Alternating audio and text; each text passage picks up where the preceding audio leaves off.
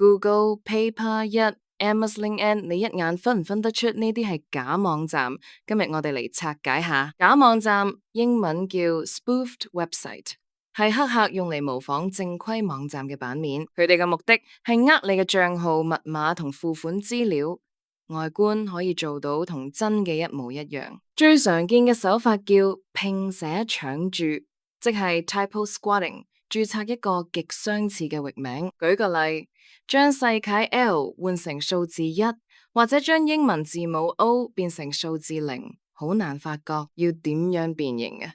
第一，一定要金睛火眼，仔細檢查網址列入邊嘅每一個字源。第二，真正大型網站嘅域名通常好簡潔，例如 PayPal.com，而唔係一大串古怪字。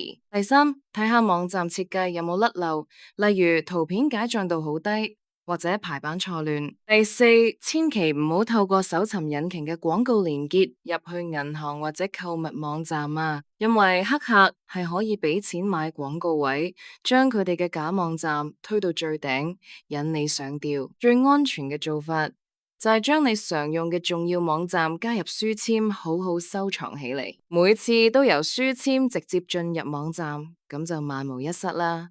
記住呢幾招，上網就更安全。